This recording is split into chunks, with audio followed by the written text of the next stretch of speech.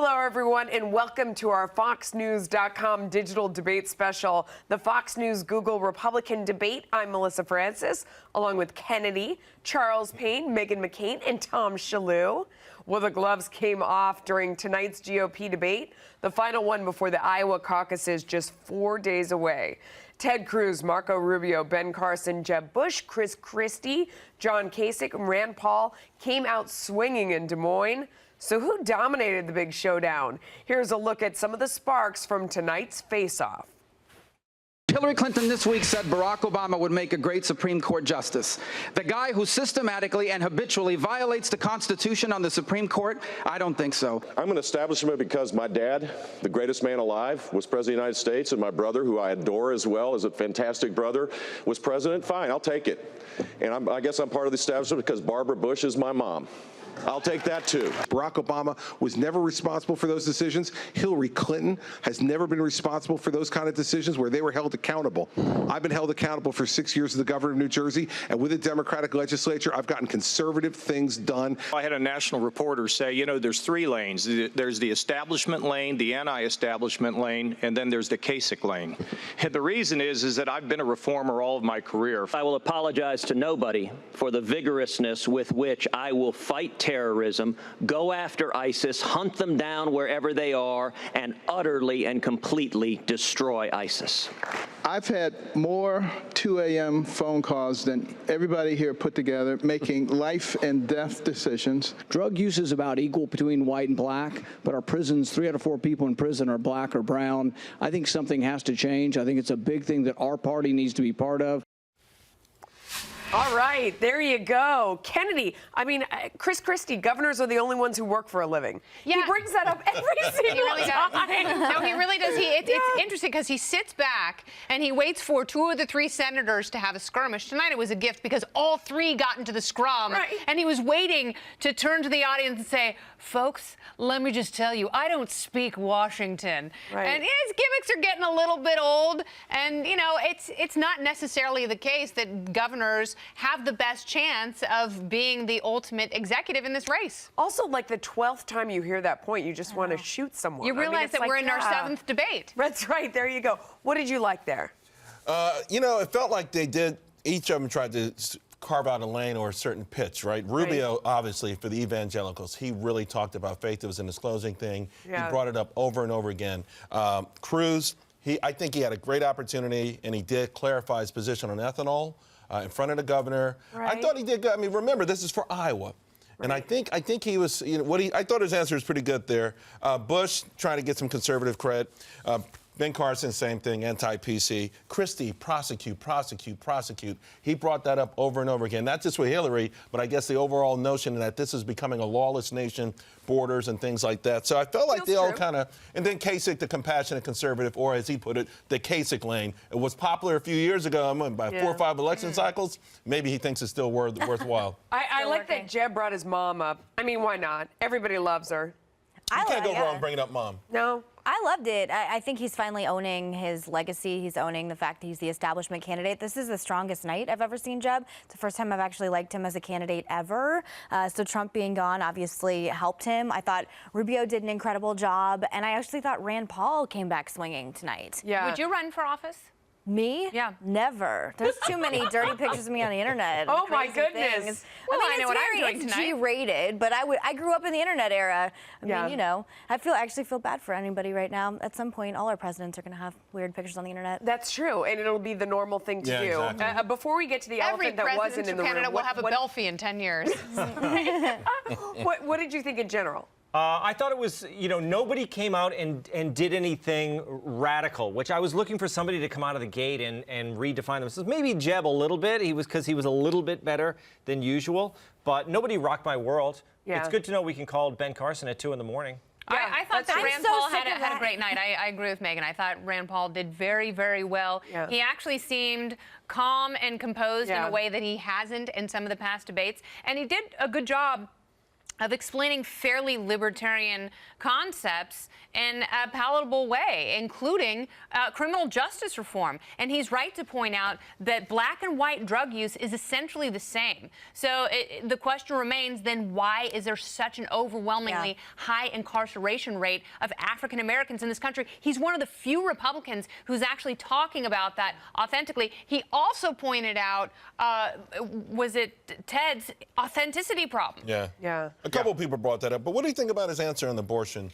Because it felt like he wanted to have it both ways. He did want to have it both ways. Yeah. That was a little interesting. Before we get to that, let's address the elephant that wasn't in the room, as Megyn Kelly said at the top, and how everyone handled Trump. Listen.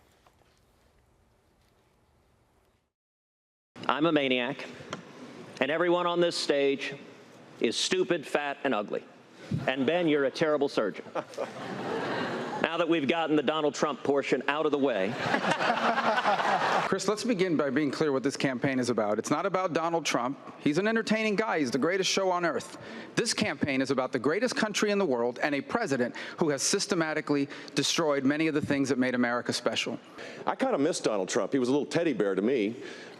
We always had such a loving relationship during these debates and in between and the tweets. I kind of miss him. I wish he was here. Everybody else was in the witness protection program when I went after him on behalf of what the Republican cause should be. Conservative principles, believing in limited government, believing in accountability. So there you go. I mean, but that was kind of it. I mean, they all had their little joke that they'd sort of prearranged about Trump. And then you didn't really hear about him again, right? No, you didn't at all. It was interesting because I think Jeb was emboldened by two things. One, the absence of Trump, which allowed him to still talk about him without getting the devastating counterpunch. Right. But also, I think the National Review issue kind of gave these candidates pause and the ability to sit down and read some criticism of Trump from a journalistic perspective. Although I think it was after the one of these online personalities, whatever, asked a question, Bush did come back. It was a Muslim question, and he took that as an opportunity to attack Donald Trump. But I thought it was interesting, I think Trump's idea of barring all Muslims. He obviously said it was too broad, but then he segued into he's wrong on Hispanics, disabled, women, and he got a fairly nice applause on that in that room. Yeah. It's pretty interesting. I didn't think that Ted Cruz rose to the occasion as much as I thought he would in the vacuum of Donald Trump not being there. I saw some folks on Twitter and online saying maybe he needs Trump to play off of, right? Weren't you surprised? I was totally surprised. I'm borderline disappointed in his performance. He didn't do or say anything that was terribly exciting, terribly notable. I expected him to come out and just hit everybody a lot harder now that he didn't have Trump to sort of I don't know, be there with him. He was too cute by half. He was too cute. It is too cute. And that opening monologue was so ridiculous. It was so unnecessary. And it just goes to show you Ted Cruz, not funny. No, and he shouldn't try to be funny. How about when he complained and threatened to leave? Listen to this. Chris, I would note that the last 4 questions have been Rand, please attack Ted. Marco, please attack Ted. Chris, please attack Ted. Jeb, please attack Ted. Let me just say this. It is a debate, sir. Well, no, a debate actually is a policy issue, but I will say this, gosh, if you guys ask one more mean question, I may have to leave the stage. Chris, the most important determination any voter is going to make in this election is who's best prepared to be commander-in-chief. Who has the experience, who has the knowledge, who has the judgment, who has the clarity of vision and strength of resolve to keep this country safe. That is what this debate is all about, and I would suggest let's stay focused on those issues rather than just attacks directed at each other. I mean, it's so sanctimonious. Also, people online on social media couldn't figure out, was the audience booing him? Were they booing Chris couldn't figure it out right? either. I couldn't either. Yeah. It was hard to tell. You had your factions in the audience. There was a lot of pro Rand Paul out in the audience there. Yeah, if you were going by audience decibels, I think Rand Paul is clearly going to win Although it could Iowa. have been 2 people just really loud. And but I think they packed the place with their supporters. Yeah. Dr. Carson, same thing. Ben Carson, he doesn't have terribly exciting applause lines, but his fans certainly know when to jump on them, and they were very vocal in their appreciation. But I don't think that Ted Cruz was as much of a complaint as reminding America that he's in first place in Iowa. Yeah. So because they were treating him like the front runner and having other candidates attack him, and he wanted to remind us that that's what was going on. It was like the humble brag. He's like pointing out to you everywhere. You're telling everyone to attack me because right now, for the first time on this stage, I'm in first place. He has an authenticity problem, though. Even watching every single thing he says seems incredibly rehearsed, incredibly staged, and I just want him to say something that feels authentic, that feels like he has gone. I know he just hasn't led a perfect life, but everything about him seems like he's been running for president since he was 2 years old, and I just don't find it terribly interesting.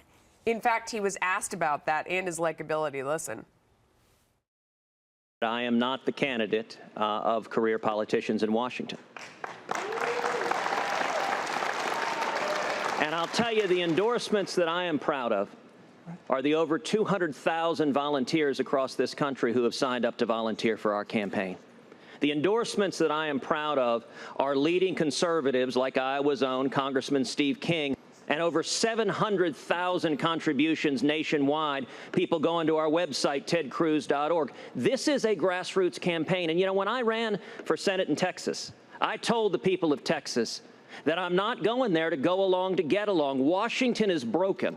And the people I have been accountable to every single day in the Senate are the 27 million Texans who I represent. And I made a promise to them that I make to you today, which is if I am elected, every single day I will do two things: tell the truth and do what I said I would do.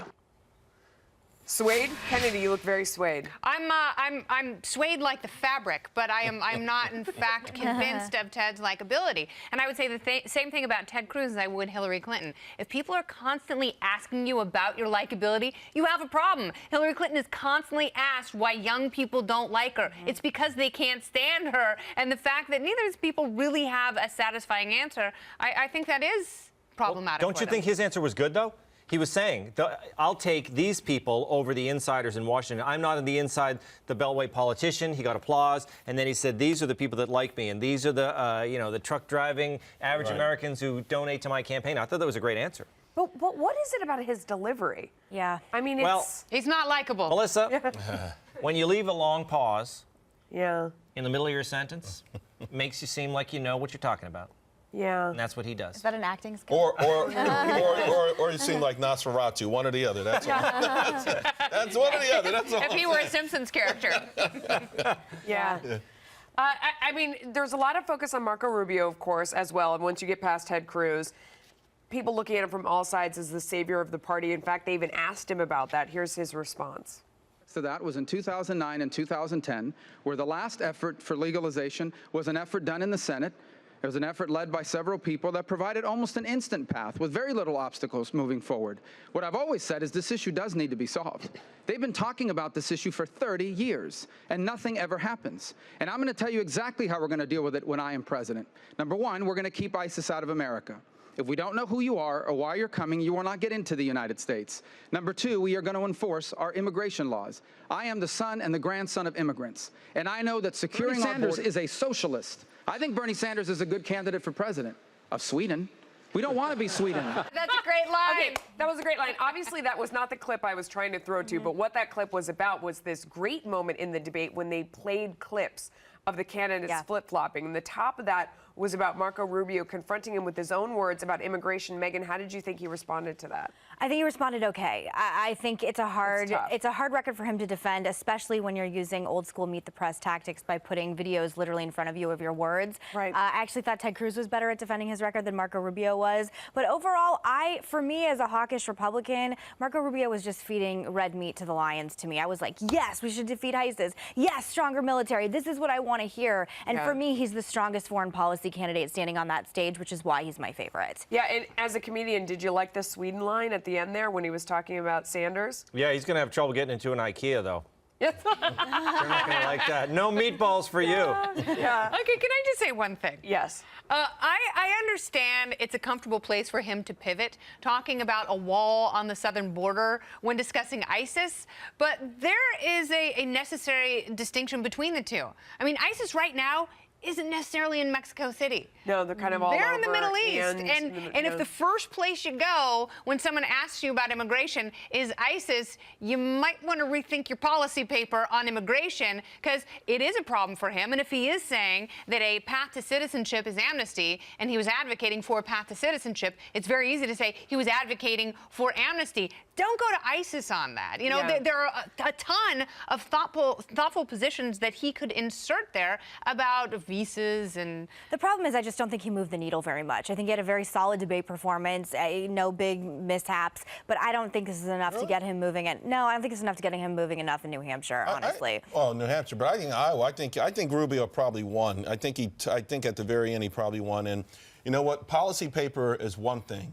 That's an intellectual aspect of it. But I think a lot of Americans are starting to associate the Southern Wall with immigration policies, with ISIS and things like that. And I think he was speaking to a lot of Iowa voters. And whether some people think that's a bridge too far or not, you know, or of exaggeration, I think he was pretty spot on. By the way, also the idea of limiting hate speech, and his line was, it's hate action or whatever. You know, I think that also resonated a lot with that crowd. Do we have the Savior clip that we were going to play before? Can we? Okay, let's move on then. So Jeb Bush out there trying to embrace this idea that has been very tough for him. I mean, he doesn't know how to get around his pedigree. Should he embrace it? Should he reject it? He kind of tried to own it tonight. Let's listen to that. I'm an establishment because my dad, the greatest man alive, was president of the United States, and my brother, who I adore as well, is a fantastic brother, was president. Fine, I'll take it. And I guess I'm part of the establishment because Barbara Bush is my mom. I'll take that too. But this election is not about our pedigree. This is an election about people that are really hurting. And we need a leader that will fix things and have a proven record to do it. And we need someone who will take on Hillary Clinton in November, someone who has a proven record, who's been tested, who's totally transparent. I released 34 years of tax returns and 300,000 emails in my government record. To get the information from Hillary Clinton, you need to get a subpoena from the FBI. So it took him 7 debates to get there. Yeah, it did, and he also didn't have Trump counterpunching, and I think it was a safer place for him to surround himself with his own legacy. I didn't think that Jeb Bush was going to make his own Yo Mama jokes, but he totally did. But he also did something very interesting here, which he tethered himself more closely to his dad than to his brother. Yeah. And that's not a distinction we've seen him make a lot. And, you know, if you really go back and look at George H.W. Bush's career, it's really impressive. And, you know, if that's the kind of Bush that he is, and if he can show the difference between the two, I think that's interesting. Yeah. What do you think? You know, I agree with you on that. And I think it was interesting about him, he is still very sort of wonky-ish, you know. In other words, he's just, you know, and he explained, we'll train the Sunnis and we'll get the lawyers out of it. You know, like, he's not the soundbitey guy. He never will be. I thought it was interesting when he talked about path to legalization, because that was a big topic there. And he talked about define learning English, pay your taxes. And he said that's the conservative position. I think one of the things that we're going through right now is the battle for what is conservatism these days. Yeah. What is it? Because, you know, someone just brought up a National Review. I mean, there were people in that particular article that I've considered warriors for conservatism for decades, and now being called rhino on social media. And I think that stuff is sort of wrong. So what is a conservative these days? Yeah. And he tried to stake his claim that somehow he's got the mantle. He'll define what conservatism is. I don't know if that people will buy that, but I thought it was interesting that he stepped up to try to do that. He's just finally owning it. And again, it did take 7 debates, but in a parallel universe when Trump isn't there and he is still the front runner, this could have been an entirely different place. He just physically, he was standing up straighter. I always had a problem with him leaning over the podium. He clearly was listening to his debate coaches. It's a great moment for Jeb Bush. I'd like to see him eat a cheeseburger, though. You know, it's like, I mean, this Atkins thing, whatever. He's losing too much weight. Eat a cheeseburger. I didn't have a problem with, I mean, with the bun. Melissa and I were both not looking. Just the lettuce wrap. During his answer on ISIS and his 5-point plan, he went through the 5-point plan, and Melissa and I were looking at Twitter, and his Twitter account had the 5 points simultaneous to him talking. And it was a little weird. It seemed it went through planned. That's not impressive. 3. That is so manufactured. That's his point, though. Yeah, no, so I was saying that I thought, I was like, wow, look at this. It's going at the exact same time. And Tom, you were the one that said, no, that just means that it's completely rehearsed and manufactured. But isn't all of this rehearsed and manufactured? No, you know what it says? That he's a Twitter robot, and someone who's controlling his social media is actually controlling his mouth and brain. I mean, it really was planned. The thing is, if it came a minute later, you'd be like, oh, look, the plan's up there. They got a Cracker Jack staff over there at the Jeb campaign. But it was happening as he was talking. Yeah. So it was all ready to go, and it makes it seem a little too on the nose. I think as a mother, it's a sad moment that you see him out there having his best performance when Trump isn't there. It's like the guy who beats up on your kid, you know, and you're like, you're sitting here, you're like, just leave him alone and he can be his best self. Hey, but look, he attacked Trump. He really was the one who went after him in the other debates, and he didn't make enough out of that. He said, you know, you guys were running and hiding before. He always says that. He always says that. I'm the guy, you guys are in the witness protection program. I'm the only one with the cojones to stand up and attack Trump, and you kind of look at it and you're like, aw, Charlie Brown. I know, it's the way he approaches it. But we were talking about last time just him saving his dignity toward the end, because again, people just love to pummel him and beat the you know what out of him, and he's definitely come out of this at least looking like you know, he's not going to completely embarrass his family's name. You know, the first show we did, someone mentioned that he was coming up. It's sort of, you know, he's sort of sneaking up in a few polls in these states. He's not the cellar dweller anymore, that's for sure. There was a bit of a battle back and forth with Cruz and Rubio, and both kind of showing them how they had gone back on their records and back on their word and flip-flopped and this and that. Rubio making the point that Cruz would basically do anything to get elected. Here's part of that. This is the lie that Ted's campaign is built on, and Rand touched upon it. That he's the most conservative guy and everyone else is a rhino. The truth is, Ted, throughout this campaign, you've been willing to say or do anything in order to get votes. You know, I like Marco. He's very charming. He's very smooth. But the facts are simple. When he ran for election in the state of Florida, he told the people of Florida, if you elect me, I will lead the fight against amnesty. When I ran in Texas, I told the people of Texas, if you elect me, I will lead the fight against amnesty. We both made the identical promises.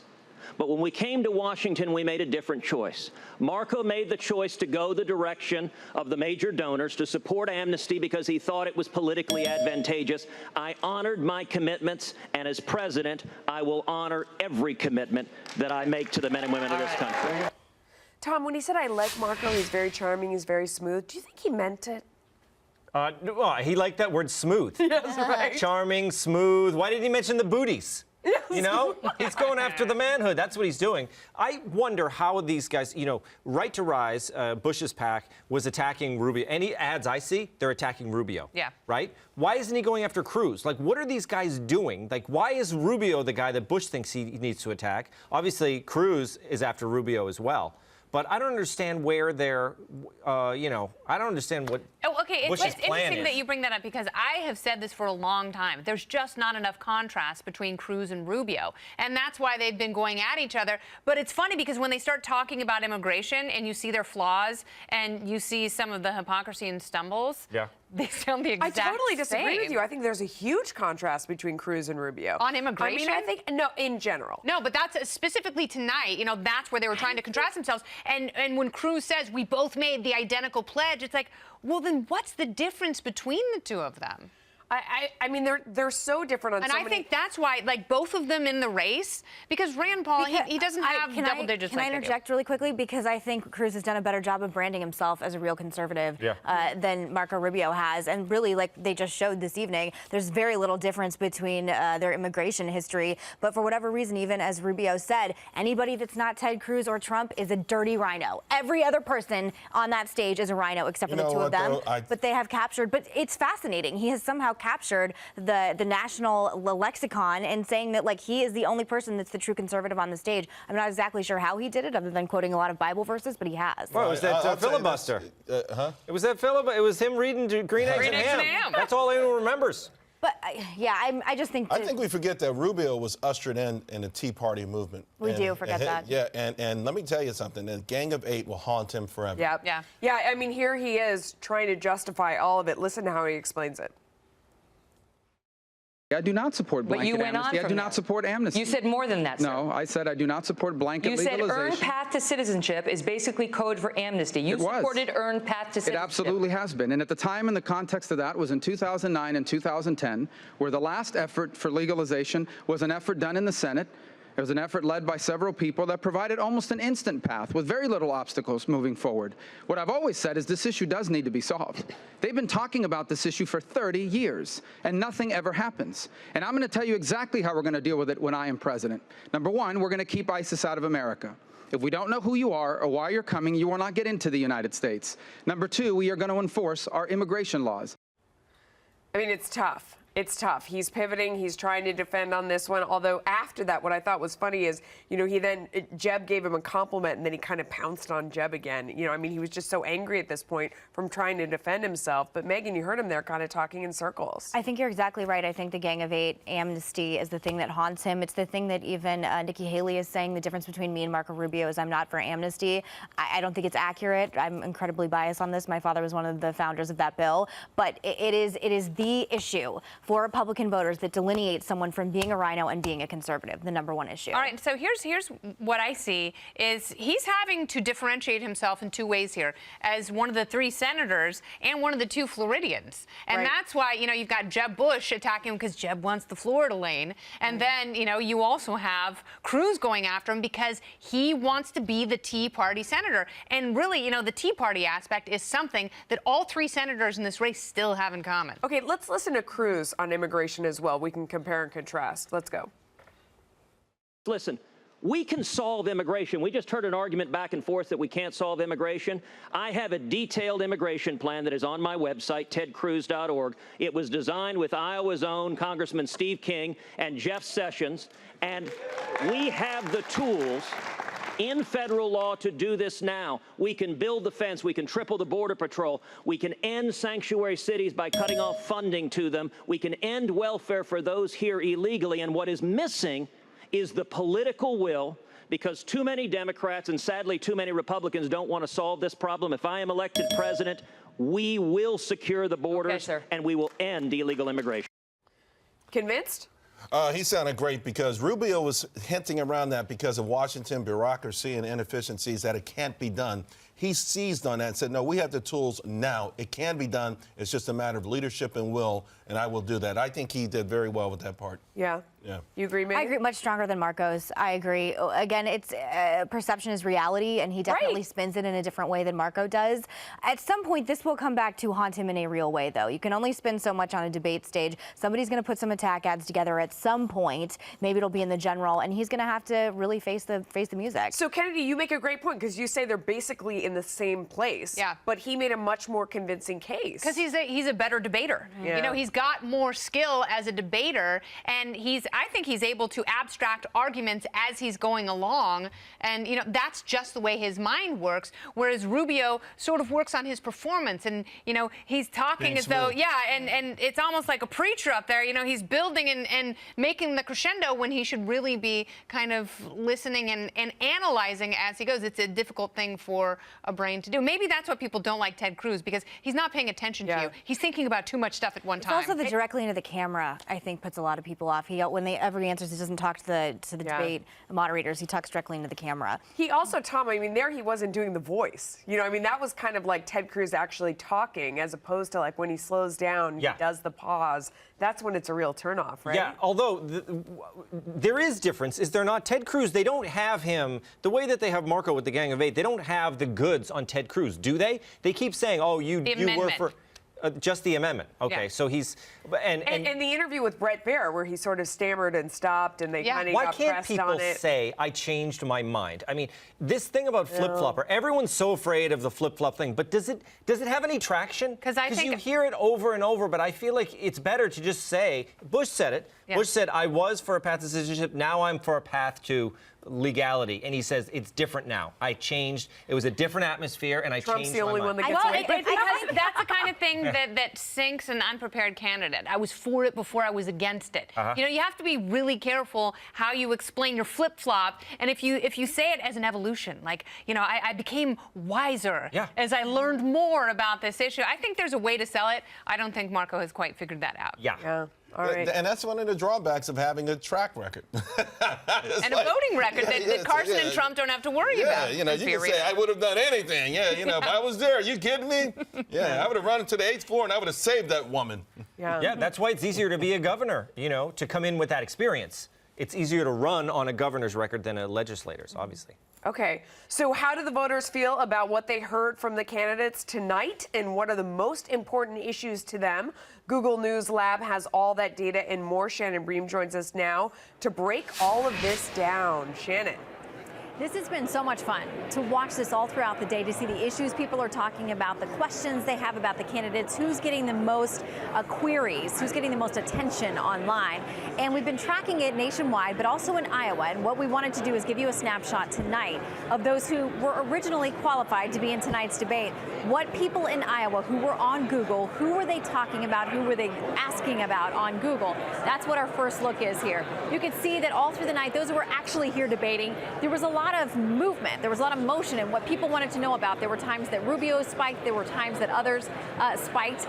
But pretty much you could see Donald Trump, even though he wasn't here, he was still getting the most Google traction during the debate itself. And listen, we saw that there were questions, people asking, why isn't he there? Why isn't Trump showing up tonight? So we know that there were all kinds of queries. This doesn't measure positive or negative. It just essentially measures traffic and trends. So that's where he was on that. Now, you know, tonight, one of the things we saw from folks on Google, too, they've been spiking in interest about terrorism and ISIS.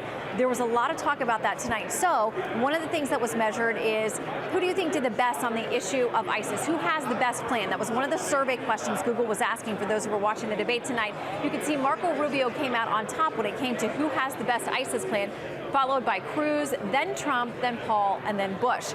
These were the top vote getters when it came to those who were asked who's going to handle ISIS best. It was a big foreign policy debate tonight, a lot of question about who would do what. These are the top 5 for the ISIS issue. Then, looking to other data overall, who do you think won the debate tonight? So anybody who was looking online, Googling about the Fox News debate, they were asked a survey question. Who do you think won?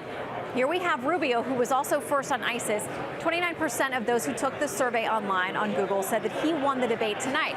You see there 17% Donald Trump as well. So obviously his supporters who were Googling and had anything to do with the debate feel like even though he wasn't there, they thought he was a winner anyway. That's what we got online, finished by Ron Paul, Ted Cruz, Christie, Bush, Kasich, and then Carson. So this is how it played out tonight for those who were watching. We saw interesting spikes tonight, people who were making searches for amnesty. We saw a spike in people that were searching for the term GOP establishment. That spiked by 1,700%. I think that was a new record during the debate tonight. So anytime people had issues or wanted to clarify or understand something about a candidate or a topic, we saw those spikes throughout the night. We'll have a lot more data to crunch throughout the day tomorrow. We can tell people also looking forward to New Hampshire, what's next, and also South Carolina. We can take the pulse of those voters and see what they're thinking as well. But as far as the Google survey tonight, these are the folks that voted. These are the ones they think were the winners. Back to you guys. Shannon Bream, thank you so much. Really interesting stuff. So you look at that. First of all, this is so funny because my kids, whenever we're watching something and they don't know or they have a question, they're like, let's search it up on Google. Instantly to the Google to see what's going on. I like that they were searching establishment. That's pretty funny. People out there, what do they mean? Is this a compliment or is it an insult that you're saying establishment? So Rubio winning overall, did that surprise you? Like I said before, I think his strength on foreign policy, and he really talks about ISIS in the way that I respond to, and I think a lot of Americans do, especially because we're living in an era, sorry, Kennedy, where more and more Americans are for putting troops on the ground in Syria and really having a much more aggressive plan towards ISIS. And everything he was saying, I was responding to. It's the only time that I was really cheering during the debate, so I'm not surprised he won. Yeah, Tom, are you surprised? Well, I'm surprised that Jeb Bush's simultaneous Twitter strategy on ISIS didn't work. Didn't he come in last, or he was one of the lowest ones on the ISIS strategy? And he laid out his 5-point plan, and he tweeted it, and obviously it didn't resonate with anybody. Yeah. Cruz kind of came in second on his ISIS strategy. Listen to what he had to say. I will apologize to nobody for the vigorousness with which I will fight terrorism, go after ISIS, hunt them down wherever they are, and utterly and completely destroy ISIS. You know, you claim it is tough talk to discuss carpet bombing. It is not tough talk. It is a different fundamental military strategy than what we've seen from Barack Obama. Yeah, he doubled down on the carpet bombing, Charles Payne. He also on the making the sand glow, the desert glow, whatever that was. It was good enough for second for the Google folks. It was. You know what, though? I think, to be quite honest with you, immediately after that is when he started whining about them picking on him and stuff. I just think that Rubio, with respect to the ISIS thing and overall, what I think he actually took the playbook that Cruz should have played. Yeah. He brought up Hillary Rodham Clinton a lot more than Cruz did. He even brought up Bernie Sanders. He attacked the Democrats like as if he was the nominee. And Cruz got caught up in the minutia early on, trying to be too cute, some of these canned, memorized lines, trying to look authentic, making himself look worse. And then I think that's why I wasn't surprised with these numbers at all. The carpet bombing thing, it's easy, I guess it's easier said than done. Raqqa, the de facto capital of ISIS in Syria, you've got a lot of people in there who are not with ISIS. They're trapped in there. Do you kill them all? With bombs, or do you have to go in there and surgically help remove them with the troops actually on the ground? I think you have to do it with troops on the ground, to your point. But after 7.5 years of President Obama sort of, using every politically correct term he can to apologize for what's going on in the Middle East, what I respond to, and I think many Americans do, is a throwback to W. Yeah. Hunt them down, smoke them out, dead or alive. We're America. We're going to stick a boot up your you-know-what. Me, I mean, that is like will get me cheering and giving you money. So I think both of them, Cruz and Rubio, going that hard and that aggressive is really something the base will respond to. Yeah, Kennedy, that seems like something you'd embrace. Yeah, that's really something I embrace. No, actually, I don't embrace that sort of emotionalism. I think it's very dangerous, and I think it is wrought with unintended consequences, and I think we all know that. Because what happens is, and Paul spoke to this, if you create another power vacuum in Syria, what's going to happen?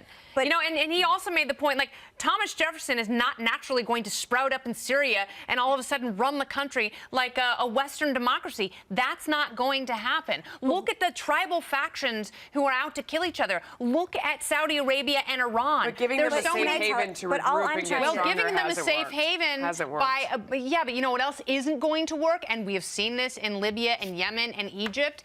Getting rid of Assad. That's a recipe for disaster. I'm saying nation building is unacceptable. And I understand the urge that people have. I don't think we're advocating for nation building. No, and I don't want. That's the next step, though. If you don't have that, then you have power vacuums. But Americans are all I'm saying is that Marco Rubio came in first, Ted Cruz came in second. They had by far the most aggressive rhetoric when it comes to foreign policy, and that is what Americans on ISIS specifically. And ISIS specifically, and I think Americans just want to be told that we are going to have a leader that's going to fix it and that cares that they're coming here to San Bernardino. They can say they'll fix it. Okay. That's a platitude, and they also don't address the unintended consequences of protracted wars that create these power vacuums and more problems than we had in the first place. Let me just say one thing really quickly. I respect your opinion. Obviously, we completely disagree on this, but for me, this is very emotional, and I don't think to belittle Americans' emotions when they respond to this kind of rhetoric, because me personally, I know you think it's scary and it's negative, but for me, I just want a leader at this point, after 7.5 years of President Obama, who's made everything completely worse and I believe has made America less safe.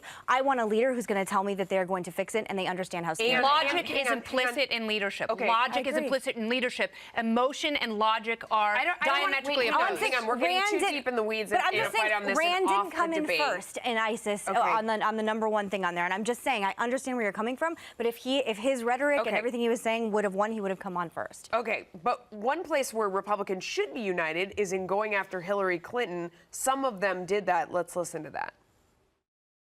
I released 34 years of tax returns and 300,000 emails in my government record. To get the information from Hillary Clinton, you need to get a subpoena from the FBI. She put America's secrets at risk for her convenience.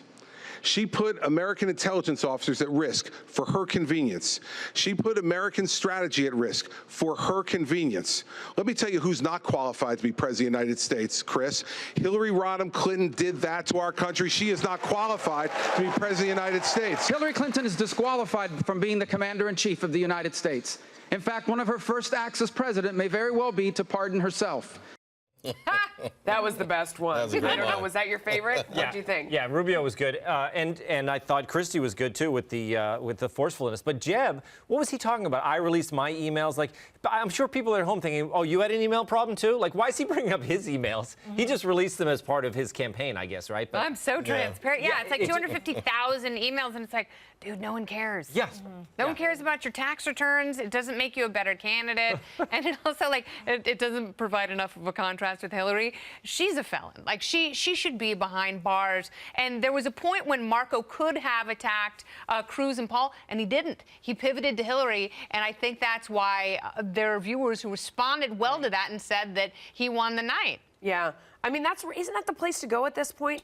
To go after Hillary Clinton, who, as Kennedy said, is possibly a felon. I think you get a lot more points with that than trying to go to this confusing immigration thing that unless you're someone who really studies this, you don't know what the heck they were talking about. That they spent a lot of time in, what, who, what.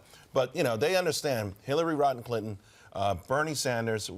I think that was a brilliant thing. I think that was the most important thing to do here. And, of course, everyone else, they tried to stake out what would make them individuals aside from their fellow, because they're all going to be for lower taxes. There are a lot of things everyone on that stage would agree on. Rand Paul went into really uncharted territory, though, when he went after Bill Clinton. Listen to this. I don't blame Hillary Clinton at all for this. I don't think she's responsible for his behavior. But I do think that her position as promoting women's rights and fairness to women in the workplace, that if what Bill Clinton did, any CEO in our country did with an intern, with a 22-year-old, 21-year-old intern in their office, they would be fired. They would never be hired again and probably shunned in their community. And the thing is, she can't be a champion of women's rights at the same time she's got this that is always lurking out there, this type of behavior. Is that fair? Is that fair? As I said earlier with Carly, it's completely fair, and I'm no fan of Rand, and I think that's a fantastic answer. I think her personal life, Bill Clinton's relationship with God knows how many women doing God knows how many things should be blasted wide open. Again, do we really want this man back in the White House around a bunch of young interns? I certainly don't. Also, he segued into the money that they've taken from these Middle Eastern countries, millions of dollars where they treat women like crap. I thought that was brilliant as well. Also, he said, I've never spoken on this unless asked, and they just asked again. So he's giving an answer to a question every time. He's not running on this. Yeah, I guess. I mean, at the very end, he is, though. I mean, he didn't quite connect the dots to the point where, she helped bury these women. He just took it to the place where, do you want this circling around her? Yeah, like so it's a distraction like the email. Yeah, that it's a distraction, but it's like, you got to, again, I mean, it's like he got to the point where you're kind of blaming her for his behavior and she put up with it, but don't you kind of have to collect? No, I think you're absolutely right, and that's when you turn and say, I blame her for her behavior. And if you ask all of these women who have consistent stories, these are patterns of a sexual predator, she also has a pattern of going after them, and that is misbehavior on her part. And you know who's pointed that out? Feminists like Camille Paglia. Yeah, I actually think he was just making your point. Do you really want Bill Clinton back in the White House? We can't really. I mean, he shouldn't be holding. If he was a CEO, he'd be fired and shunned. He's also her surrogate. I mean, he's also her chief surrogate. That's the point he was making. It wouldn't be as hypocritical if Hillary Clinton weren't attesting herself to be the great feminist savior of all generations. And again, her relationship with his, I don't even know what to call them, the women he's had affairs with. And I don't know what I'm allowed to say on television. Everyone knows what he did. But her relationship and covering them up and essentially ruining these women's lives. I mean, it's not feminist anything. It makes me so uncomfortable. I think all of it is disgusting, and I don't think they should put themselves up as any kind of role model for anything, personal relationship, anything having to do with anything, and I think it's gross. I mean, what do women your age say? Because I know you have friends from across the political spectrum, and what I've been reading is younger feminists are super grossed out by these stories. They weren't around for the cozy, cuddly 90s, and they're hearing about this guy who, it's story after story. My friend's little sister didn't know who Monica Lewinsky was. How crazy is that? And she's just 17 years old, and I had to explain it to her, and she was like, that really happened? And I was like, yes, this really happened, and you should Google it. And I think, again, post-feminists, which is a term I'm much more comfortable with, are like, it's absolutely disgusting. She was culpable in his behavior as well, and do I really want both of these people who, again, single-handedly ruined quite a few women's lives back in the White House? Yeah. So going back to Shannon Bream for a second, and you're looking at the people in that list and how they did. Ben Carson did not score Poor Ben Carson. With the people online. He did have some good lines, though. Let's listen to them. We need to reorient our immigration policies and our visa policies for people who are coming into this country, because there are many people out there who want to destroy us. Now, I recognize that the vast majority of people coming in here probably are not those kinds of people, but that's not good enough. If you've got 10 people coming to your house and you know one of them is a terrorist, you're probably going to keep them all out. You know, we probably have to figure out a way to make sure that we keep America safe. What do you think? Ben Carson's great. Everybody loves him. I love him. I don't love him at all. You don't? Nope. I think I've never he's loved him. great. And Nope. look, but the problem with Ben Carson is that he's a real outsider. He's a real long shot. And for the people who were frothed up about him, they thought, hey, this guy's great. I like him. Once you decide that maybe he's not going to be president, he just kind of he's just like a dinghy just floating away from the ship. You're like, bye. It's like, no, it's not going to work out, you know? So people have decided he's not going to win. And so then the magic is over. So it's kind of like, you know, we like him, but he's not going to. Meghan McCain, why do you not? You never liked him? I never liked him. So delightful. Because all of his foreign policy answers sound like he just memorized a Wikipedia page. No, I mean, and that. it's like, I know everyone likes an outsider, but you have to have more than this to be running for president and wanting to run the free world. I actually don't respond at all to people being too calm. Clearly, I'm the emotional, reactionary person in politics sitting at this panel. Like, you need to be more aggressive with this, and you need to be as angry as I am. But say you needed an operator, like he was going to operate. I think you can be passionate, and yes. I respect passion. And I think people saw that from Ben Carson at first. I think they wanted to see that. I think they projected that onto him.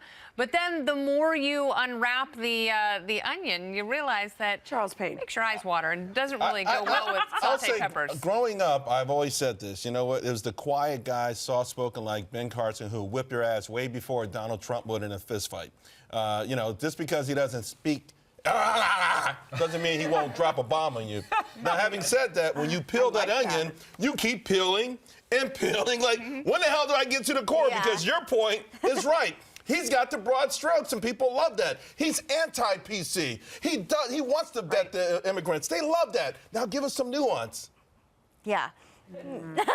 Yeah. So that's the problem. You keep peeling the onion. It is not his round on the carousel. If this were an anti-Obamacare phase we were in right now, Ben Carson would be at the top of the polls. Yeah. But unfortunately, that's not where people are in the national conversation. I also think it's just that he's such a genius in one area that he can't. It's yeah. all this one area that he can't do anything else. And that, by the way, that works against him because he feels like he's got to sound smart with every answer. Yeah. And to your point, that's when the Wikipedia thing, and he's looking down at it. And he's a genius. I mean, he surgically did the whole thing. to join twins. The whole thing. I mean, he addressed exactly what you guys were talking about during the debate. Let's listen. I've had more 2 a.m. phone calls than everybody here put together, making life and death decisions, put together very complex teams to accomplish things that have never been done before. And we are in a situation right now in our country that we have never been in before. We need people who think out of the box and can solve problems, can utilize the resources around them, very smart people, to focus on the problem and solve the problem. The American people are terrified. That's why we have this abnormal situation going on right now. We don't need more of the same solutions. We need different solutions to solve the problems and to save our nation. Goodness, I don't think my phone has ever rung at 2 a.m. Or I'm just asleep and I don't hear it. I'm so left out. I mean, I'm not qualified to be president. No. Everybody gets so fixated on these middle of the night. Has your phone rung at 2 o'clock in the morning? And I who turned was it off. I turned it off. Mine off too. Put it on nighttime. I've had a few 2 a.m. calls. And not many So you could be president. Yeah, I really could. That's awesome. Good for you. Yeah, it's not good. I think I made a couple of 2 a.m. calls, but that's a different story. You're right. It's either that doesn't drunk dialing does not make sense. or someone's looking for bail or someone's in the hospital. Yeah. Ben Carson, bless his heart. I mean, he's out there. He's telling you why he's so smart and why he's qualified again. And it's like he's a genius surgeon. Amazing. I love what he said to Obama. But can't you see him just like, okay, what? ISIS too? I know. Okay, can you just push 20 cc's of epi and call me in the morning? Okay, you had to snake a tube down her nose and call it good. Bye. Yeah, I don't. Yeah. But you know what? He's a nice guy, and and you know whatever he does after this, he's going to have a core of people. He should be like the Surgeon General. Like, again, Absolutely. There's a place for him in American politics. It's just not the presidency. Remember that speech he gave? That was the speech that put him into everyone's hearts when he stood there with President Obama next to him, and he went through everything. He let him have it. You know who else we haven't talked about at all? John Kasich. I think he was there. He's doing his karate hands was again. he gesticulating? Here's something that he said. Let's listen. But in New Hampshire, I just received the support of 7 out of 8 of the newspapers in that state because they see positive, they see unity, they see coming together, and they see a record of change and a record of accomplishment. And it isn't because I'm all that great. It's because I've been assembling a team of people who want to be involved in something that's a little bigger than themselves. I'll keep heading in that direction, believe me. Yeah, if there's anything. Oh my gosh. I mean, I think he said, I'm awesome. 7 papers love me, but not because I'm so awesome. But I'm like. He's campaigning like an animal in New Hampshire. It wasn't even a humble he really brag. is. I mean, he's done some insane amount of town halls. I think over 100. He's campaigning a lot. There is a tiny scenario where he comes in second in New Hampshire that is possible, and those endorsements hold. I don't know if as much weight as they did in 2012, but they hold some. Well, if there's anything the Republican base trusts, it's newspaper editorial boards, right? Boston Globe is what I've been waiting for. Man, I didn't know what I felt. He's right. They do care in New Hampshire. If you go to New Hampshire and you campaign there, you have to like go up to the board and basically like petition it why you're a great candidate. It does hold some weight. Again, I don't. You're laughing at me, but it's true. It's a fact. I'm not. I'm laughing at me. I'm laughing at. That was a funny comment I made. So I was laughing at myself. Well, I just think New Hampshire is. You should never count on New Hampshire to do anything predictable. Again, it's a very special place in America. He's polling very well. Again, I don't know in the era of Trump if it makes a difference, but he is polling respectably in New Hampshire right now. But he says not because I'm not all that great or whatever. I mean, that was a weird line at the end. Yeah, that was the point I was making. Who are they endorsing? Who or what are they endorsing? If you're not great, then at least say, it's my ideas. My ideas are fantastic. I spent 16 hours on a bus with John Kasich and her dad. Yeah. The diner. Was there more to that story, or No. you're just kind of throwing it out Totally there? name dropping. Okay. What I loved about that life. soundbite was that he felt like he had to come out and sing his praises because nobody knew he was at the debate. And then halfway through, he's so uncomfortable because that's not the guy he is. He had to sort of apologize and say, well, that's not really what it, oh, bless his heart. You know who's not uncomfortable talking about how great he is? Christie. Yeah. And it always goes back to that. He's a governor. This hasn't worked, but he did it again. Listen. For the 45-year-old construction worker out there who's having a hard time making ends meet, who's lost $4,000 in the last 7 years in his income because of this administration, he doesn't want to hear the talk about politics, Megan, and who's establishment and who's grassroots and who's compromise and who's principle. What he wants is something to get done. And that's the difference between being a governor and having done that for the last 6 years in New Jersey and being someone who has never had to be responsible for any of those decisions. Barack Obama was never responsible for those decisions. Hillary Clinton has never been responsible for those kind of decisions where they were held accountable. This shtick is so old. It's so tired of that works on me. argument. This governor stuff works on me. Because after hearing Ted Cruz talk about why he voted for this amendment and this procedure and this must be your first debate. Well, no, because it's that I like a chief executive. So people who've made the decisions, I think there is something to that. I think that's why. I know, but he acts like he was governor of another planet. That I can't possibly conceive of what being a governor of New Jersey is like, and he acts like he was the only governor in history to accomplish anything. Do you know what they have in New Jersey? Really high taxes. Right. Yeah. Although a lot of that Can I was get built up to in when he what? became, he didn't become governor, then the taxes went up. I mean, he's got a hell of a job. I live in Jersey. It's a hell of a job for any Republican. But I agree with Tom in the sense that 6 months ago, I was convinced a governor would win this thing. They would have the outside of D.C. sort of thing, but they've also run something. Because what's the big issue with Barack Obama? One of the big issues. He's never run anything. He's never successfully built anything. He's never had to deal with people. He was ushered into the office, and this time around, you don't want on-the-job experience. So I thought, coming into this, I was sure it would be a governor. I thought Scott Walker would win coming into this. Yep.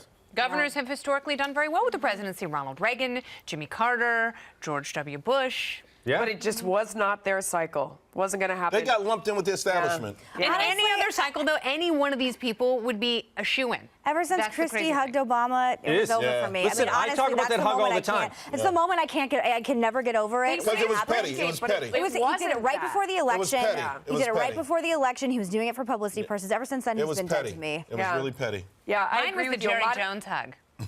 Oh, there was that too, right? Yeah. Right, so there's 2 hugs that have been really horrible. All right, let's go around and talk about what you think the headline is going to be tomorrow after this debate. What do you think Tom Shalhoub? I don't What know. do you What is think? it? What's the...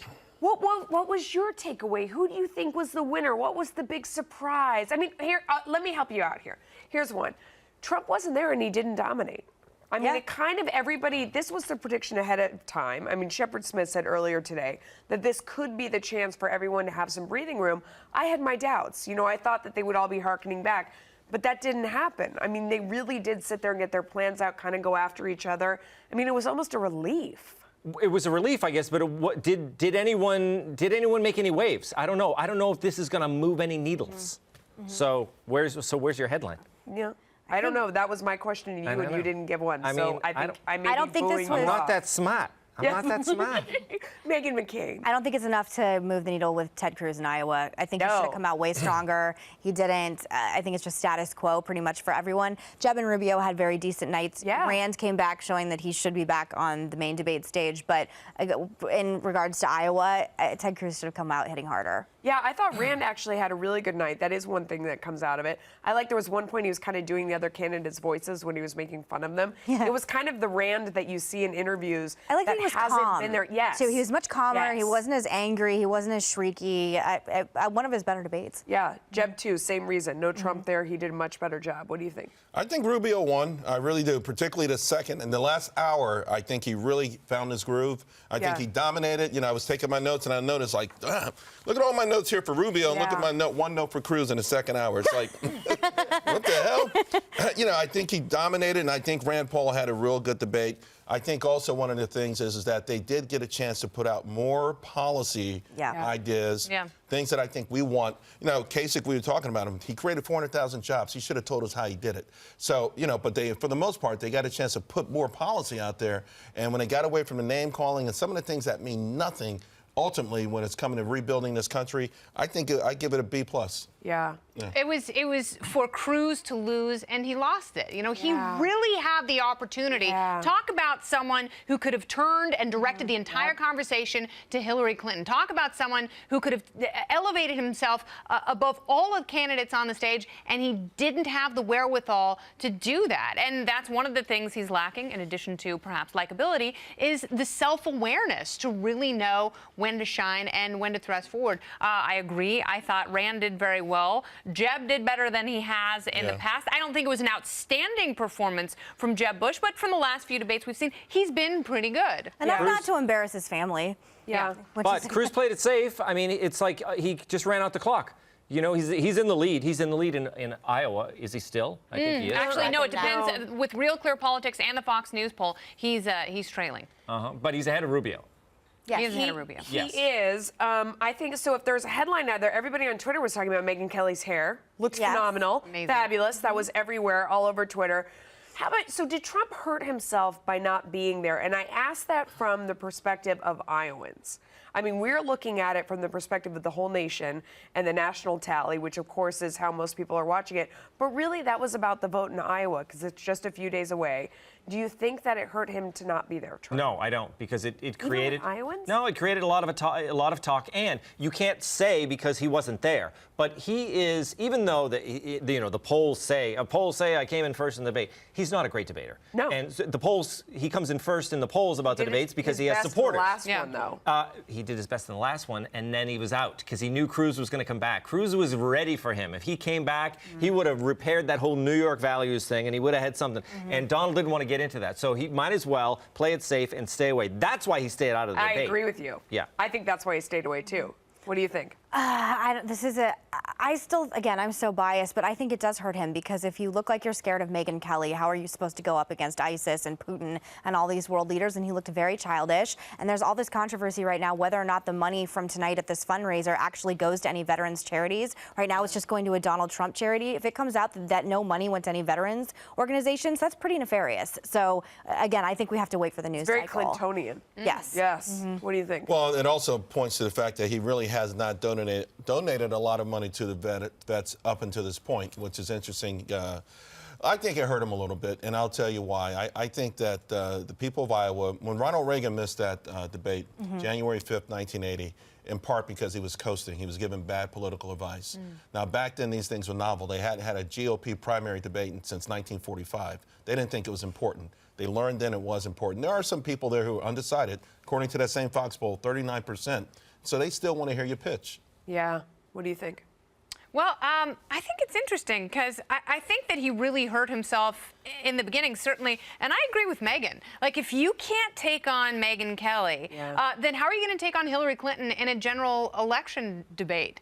You know, when it's just the two of them standing on stage and Hillary says some mean things about him, is he going to take his ball and go home? And the big thing that remains to be seen is what happens with Iowans on Monday night and how much of that support will galvanize itself and turn into votes. See, I agree with you. I think that Iowans need to be courted until the very last moment, and not showing up shows an arrogance to those people. On a national level, I think it probably helped him because I think he couldn't top his last performance. Not that it was so great, but it was his best one. I don't think he would have fared well. I think he was right to be afraid of Megyn Kelly. I mean, she's really tough, and I think she would have won that rematch. So on a national level, he was probably smart to stay away.